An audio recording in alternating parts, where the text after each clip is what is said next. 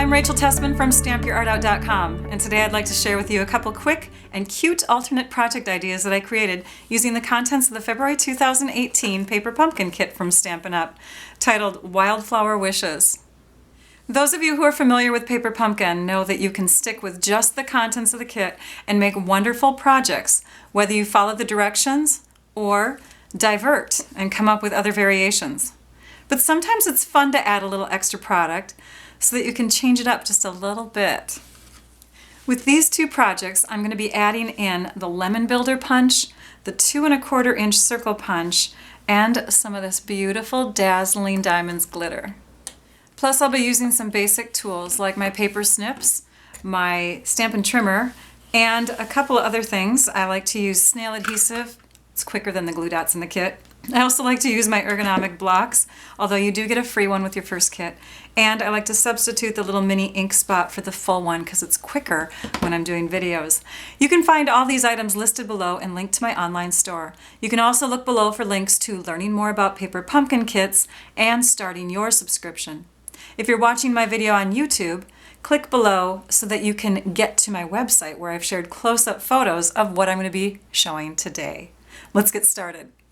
We're not going to vary too much from the card base to make this first card, but we are going to take a little scrap of one of the card bases that I have from a previous project that I made, and we're going to punch out a couple of the shapes here.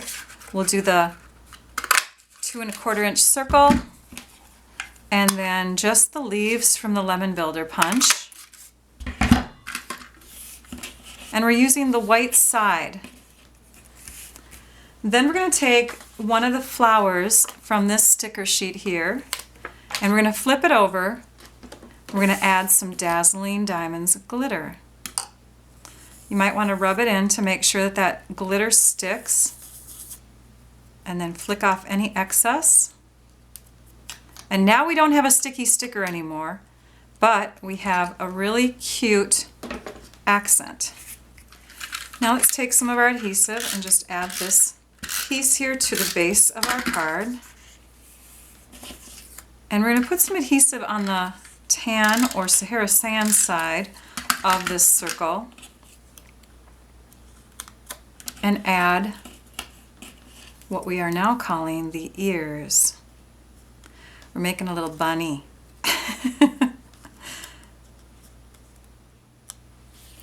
Here's the tail. We're going to add a dimensional on the back so it pops up a little bit off of the bunny's behind area. And then we'll go ahead and put some adhesive on the back side here. I'm not putting it too close to the edges now because when I add this in here, I'm going to tuck in some flowers. And I'm not quite sure if I need to move the bunny or not, so I'm not going to tack it down too hard. Let's go ahead and add some flowers now.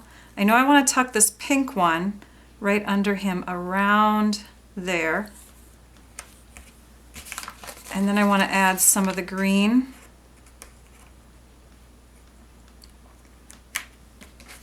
And maybe a blue one over here. Oh, let's do a yellow one.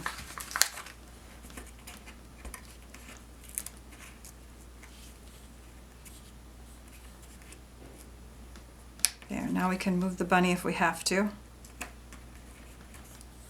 And I do want to add some of those vellum little leaf pieces. It just adds a little pizzazz to the page, to the cards.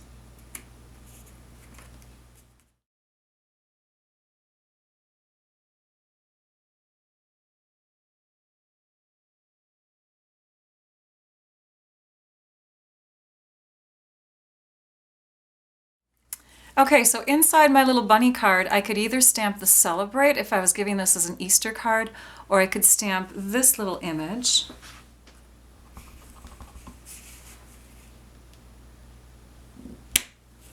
If I was giving it to welcome a new little baby.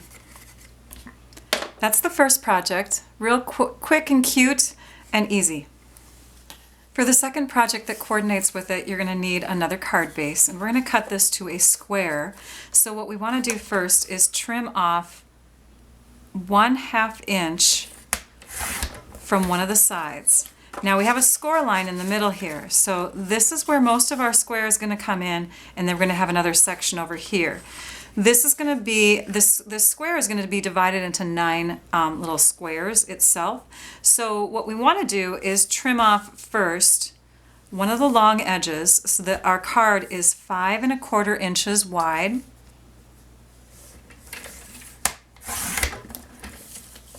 And then we want to trim down this piece, this area here, the wider of the 2 sections. We want to trim that down so that we're trimming off 3/4 of an inch. And I'm going to use this side of the trimmer now for that. And then we're going to make sure that our card from here and here is going to be, okay, so already we have that as 5 1/4 inches. We want to make sure that the rest of the card is 5 1/4 inches square. So we have to rotate it 90 degrees and then put it in here and trim. Now, what we have here is a square with 1/3 of the section already scored off. So we want to do the same to this side. We want to put the same score line in there. From here to here, it measures 1 3/4 inches. So we want to go ahead and do 1 3/4 inches all the way around on the other 2 sides, or 3 sides, sorry. So now we have a 9-paneled square. 1, 2, 3, 4, 5, 6, 7, 8, 9. We're going to trim, and it doesn't matter which direction we trim because we're going to score fold all of these score lines anyways. So we're going to take our paper snips and we're going to trim into the bottom 2 score lines and the top 2. Basically 2 opposite sides. Now it could have been these 2 and these 2, but you want to go 2 opposite sides. This is a very simple basket. Some of you may have even made this before. Okay, so after we have that done, we're going to go ahead and bring our handle back in. This is the piece that we trimmed off originally that is 5 1/2 inches long. And we're going to put some glue dots on each of the ends.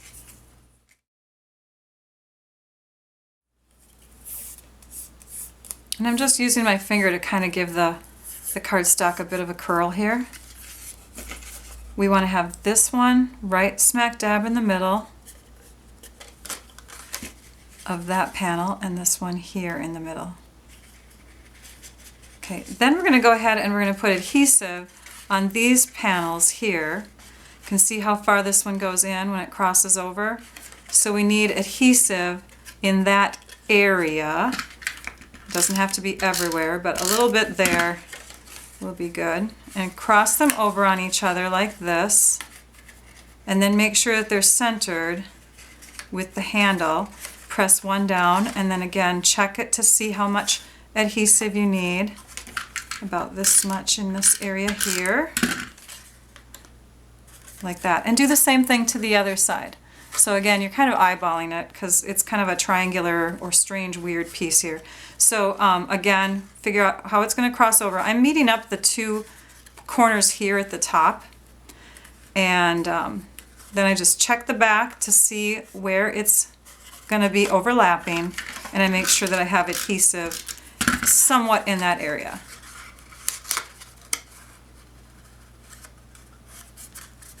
And then we'll do the same here.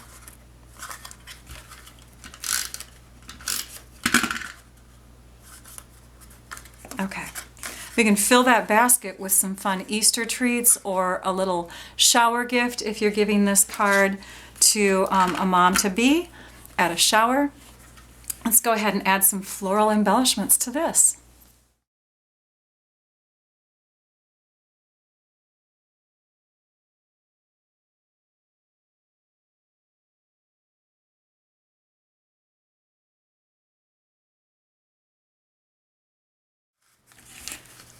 And there we have our finished projects.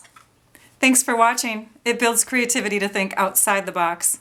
I have another video that will go live soon, so be sure to subscribe to my YouTube channel or blog so that you don't miss out. And if you're watching my video on YouTube, be sure to click on the link below to visit my website and see close-up photos of what I've made for you today. I hope you enjoyed this video tutorial. Now I'd like you all to go and stamp your art out. Bye-bye. Our box this month contained this flyer, so heads up, we are celebrating 5 years of Paper Pumpkin.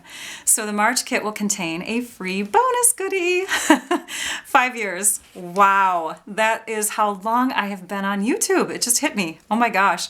My first video was when the very first Paper Pumpkin kit came out back in March of 2013. I guess time flies when you're having fun.